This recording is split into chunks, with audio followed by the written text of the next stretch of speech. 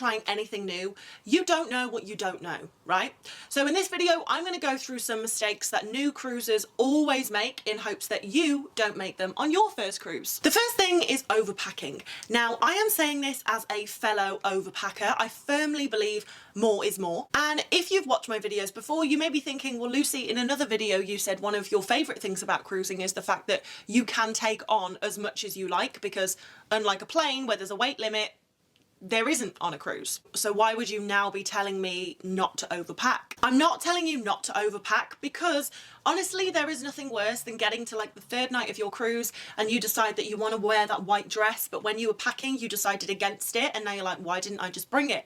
But as overpackers, we just have to consider a few things. If we are flying to our cruise ship and we have 23 kg of weight allowance and we go out with 23 kg, we're not leaving any room for the purchases we're going to make on the cruise or in one of the ports that we visit. And let's be honest, we're going to want to buy stuff when we're on holiday. And it's not just while you're in port, there are also shops on board the cruise ship that you are going to want to spend money at. So I'm not here telling you need to be a light packer, because honestly, that would be very hypocritical of me. But what I am saying, if you've got 23 kg, maybe go out with 22 kg so you've left enough room for those purchases that you are inevitably going to make when you are on your cruise. Now, if you live in England and you're joining your cruise ship in Southampton and disembarking in Southampton, then ram your suitcase full. It doesn't matter. This is only applicable if you are having to fly to join your cruise. The second mistake that new cruisers make is not budgeting for extras. So I said this in my last video,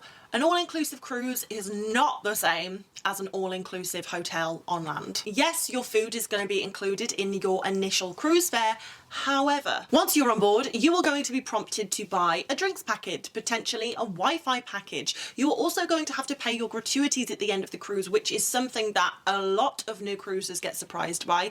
They do not even know that they're going to have to pay gratuities at the end of the cruise, but you will. If you decide you want to do an excursion in one of the ports, that's going to be extra. If you decide that you want to go to a specialty restaurant, that's going to be extra. So while there are a lot of things that are included, there's also a lot of things that are not included. And I cannot be the only one who, when they get on holiday, their money suddenly becomes Monopoly money. Like, it's fine, spend it, we're on holiday, it doesn't matter. And then you get home from your holiday and you're like, okay, so I went a little bit over my budget. So I really do want you to take all of these things into consideration when you are thinking about how much you would like to spend on this vacation, so you don't come off the cruise thinking, holy moly, what have we just done? Do not fly to your cruise ship the same day that you are joining your cruise ship. If your flight is cancelled or delayed, that cruise ship is leaving with or without you. This is not like a all-inclusive hotel where you can just rock up late and the worst case scenario is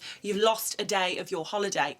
No, the cruise will leave and you will not be going on it. So I know that it is so tempting to save a little bit of money on not having to book a hotel the night before, but honestly, it is very risky to fly out the same day because things happen. And for me, a holiday, a vacation is all about being stress-free. So it can kind of taint the cruise if getting to the cruise is like a big palaver and super stressful, and spending that little bit of extra money on the hotel the night before will honestly, it could potentially save your whole holiday. When I went on my first cruise ship, I did not know about putting your phone on flight mode. So consequently, I was sailing around Australia with my English SIM card not on flight mode. And at the end of the month, I found out I had incurred a £500 phone bill. I was not happy. So to avoid this, as soon as you get on board your cruise ship, put your phone on flight mode.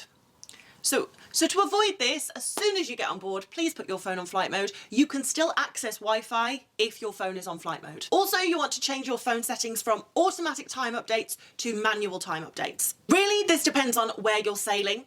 But if during your cruise there is going to be a time change, or you're going through many different locations, the time outside might not match the ship time. And then what happens if your phone is on automatic time updates, you're going to end up going to the shows late, or you're going to end up turning up, or you're going to end up going to dinner early, or worse, you're going to go out in port and get back to the ship late because you're on location time, not ship time.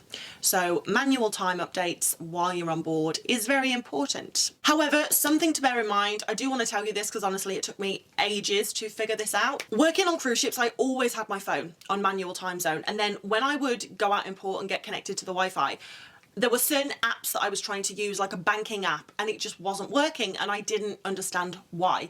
And sometimes apps will not work if you are not on automatic time updates. If you do go off in port and you're trying to use your banking app and for some reason it's not working, it's probably because you're on manual time updates. Also, when it is your first cruise, I don't think you can do too much research into your cabin selection. So especially if it's a new cruise, you want to make sure that you choose a cabin in the very middle of the ship, and you want to make sure that you are surrounded by other cabins. So you've got cabins next door, you've got a cabin opposite, but you also have cabins above and below you. Trust me, you do not want to have the gym above you, because at 6 a.m. you're going to hear the thud of people on the running machines, or if you go to bed early and you are near the nightclub, you're not going to be happy. So although you might be thinking, you know what, it doesn't matter, I'm not going to spend any time in my cabin anyway, take it from someone who's cruised, it matters. And going back to the very beginning of this video where I said you don't know what you don't know, sometimes it is better to just have a helping hand. So I have partnered with a travel agency called Cruises It. They are experts and will hold your hand through the whole process and help make sure that you not only choose the right cruise line, the right ship, but also the right cabin. I had a few issues on a cruise I went on not too long ago, and Cruises It were amazing at helping me get everything sorted quickly and efficiently. And for that reason, I asked them to partner with me because I wanted to offer you guys a solution when it comes to booking your first cruise and having someone who actually knows what they're doing help you out with this, because I know it can be overwhelming. So feel free to use my link in the description box to get in touch with Cruises It, and they will happily help you plan your cruise. It costs you nothing extra, and the great thing about booking through Cruises It is you'll probably unlock some great perks like onboard credit, speciality dining, and many more things that you didn't even know you could get. So I'm really excited that Cruises It decided to partner with me, and I really hope that you're able to take full advantage of booking your cruise through them and getting all the perks that they are able to offer you. And speaking of perks, when you get on board your cruise, you might be offered a cabin upgrade. And of course, an upgrade sounds great and it's really tempting to get that upgrade. However, if you have been really strategic in choosing your cabin, so you've made sure it's in the middle of the ship and you've made sure that you are surrounded by cabins, taking the upgrade can sometimes be a downgrade, because while the actual cabin might be better, let's say it has a balcony and the one you booked doesn't, if this cabin is available, it's probably the worst of that tier of cabin, as in maybe it's at the back of the ship, so you are going to feel the motion of the ocean. Yes, it's a balcony cabin, but actually it's right above the theatre, so you're going to get all of the noise from the stage productions in the evening. So if you do get offered an upgrade and you are tempted to take it, please just ask them to show you where this cabin will be on the deck plans, because sometimes an upgrade is actually a downgrade. Whatever cruise you decide to go on, there is going to be a daily schedule with a whole host of activities that you can take part in, from trivia to dance lessons to fitness classes. And honestly, looking at this daily schedule can be a little bit overwhelming, especially if it's your first cruise, because you're probably like, I want to try everything. So what I would recommend doing is, ideally before you even get on board, have a look at the daily schedule for your entire cruise and just pick out 1 or 2 activities during each day that look intriguing to you and are things that you would like to try. Because something I've learned the hard way is making the most of your cruise does not mean doing absolutely everything.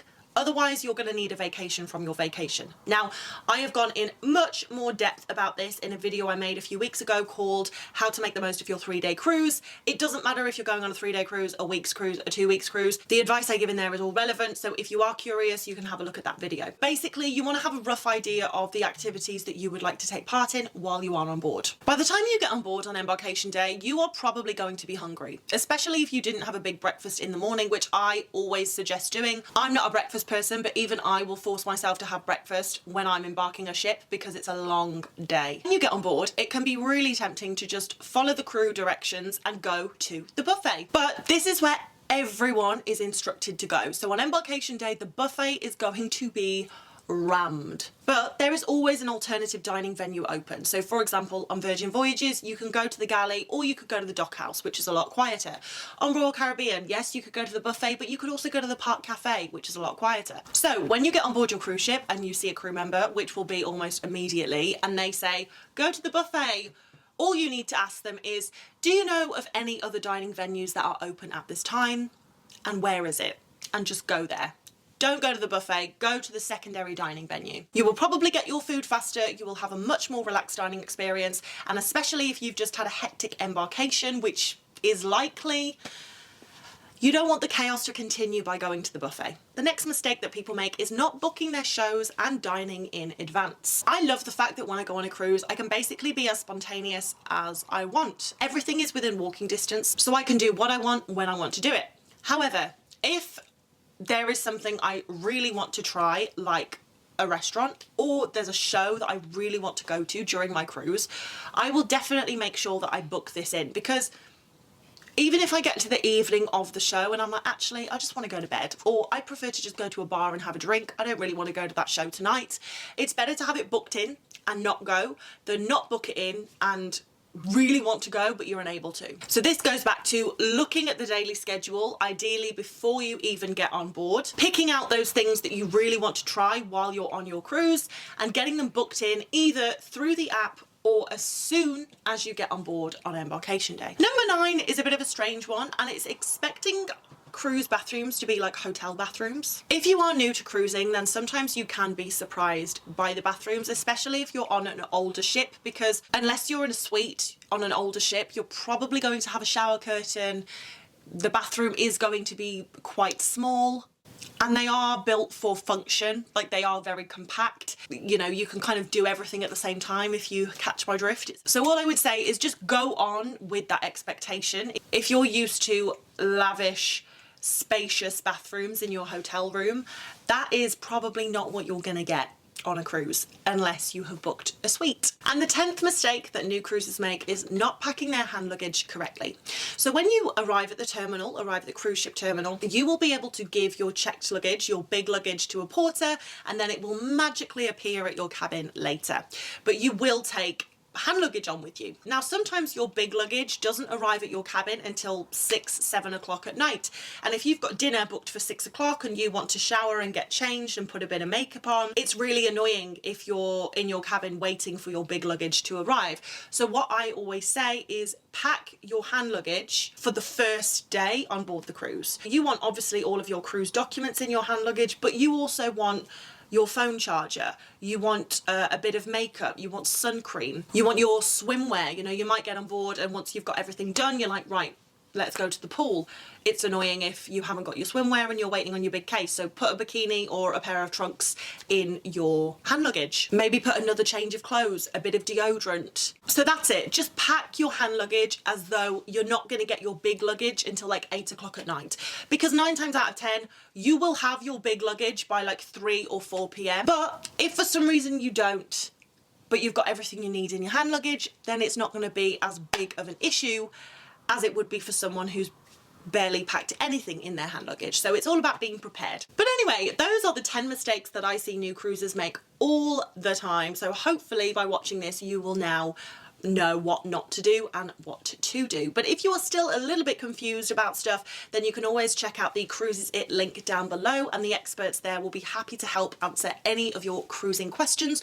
Or of course you can leave me a comment and I will, or of course if you have a question for me, you can leave it down below and I will get back to you. But I am so excited for you to go on your first cruise. It's truly such a cool way to vacation, and yeah, there's nothing like it. So I'm very excited for you. But thank you so much for being here. I really hope you have enjoyed this video. If you have, press the like and subscribe button if you fancy it. But I hope you have a fantastic week ahead, and I'll see you in the next video.